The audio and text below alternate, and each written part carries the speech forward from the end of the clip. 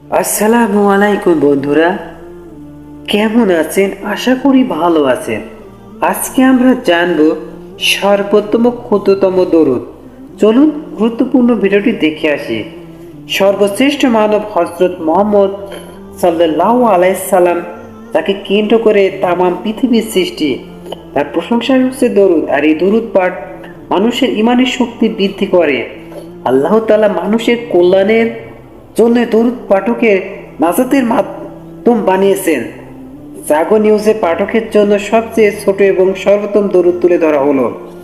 দরুদ শরীফের মধ্যে সর্বোত্তম দরুদ হলো দরুদ ইব্রাহিম, যা নামাজের শেষ বৈঠকে পড়া হয়। আর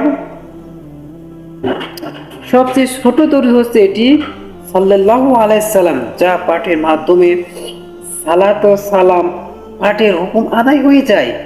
সালাত ও সালাম এবং রাসূলুল্লাহ সাল্লাল্লাহু আলাইহি সাল্লামের মর্যাদা অসংখ্য আয়াত নাজিল হয়েছে, যার কয়েকটি রাসূলুল্লাহ সাল্লাল্লাহু আলাইহি সাল্লামকে সম্মান জানানোর সর্বোত্তম মাধ্যম হচ্ছে এই দরুদ পাঠ করে তাকে সম্মান জানানোর কথা কোরআনে আল্লাহ তাআলা ঘোষণা করেছেন। আমি তোমাকে নবী হিসেবে প্রেরণ করেছি সাক্ষী স্বরূপ, সুসংবাদদাতা ও সতর্ক রূপে, যাতে তোমরা আল্লাহ তার রাসূলের প্রতি ঈমান আনো এবং তোমরা রাসূলকে শক্তি যোগাও, তাকে সম্মান করো। সূরা ফাতহা আয়াত 8 ও 9। আল্লাহ রাসূলের মর্যাদায় বলেন, আল্লাহর নবীর প্রতি অনুগ্রহ করেন এবং তার ফেরেশতারাও নবীর জন্য অনুগ্রহ ও প্রার্থনা করে। যে মুমিনগণ, তোমরা নবীর জন্য অনুগ্রহ প্রার্থনা করো ও তাকে যথাযথভাবে সালাম জানাও। সূরা আহজাব আয়াত 56। দরুদ পাঠের ফজিলত হাদিসে এসেছে, যে ব্যক্তি হাসরের ময়দানে রাসূল সাল্লাল্লাহু আলাইহি সাল্লামের সঙ্গে থাকতে চান,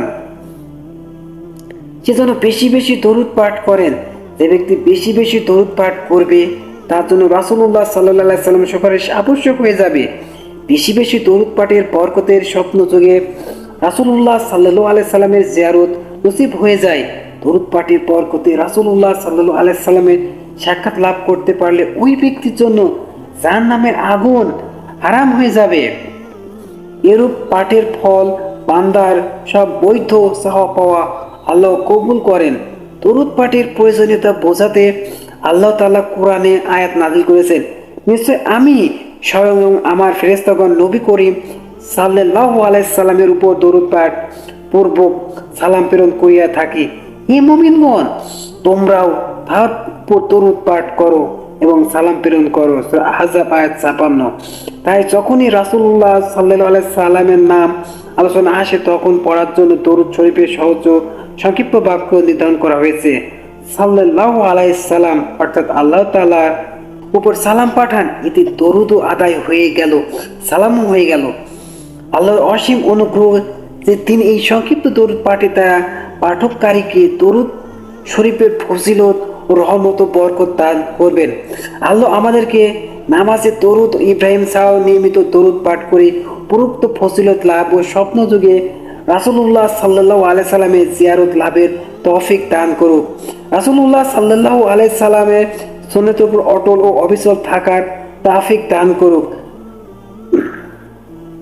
আসসালামু আলাইকুম বন্ধুরা, ভালো লাগলে শেয়ার করবেন।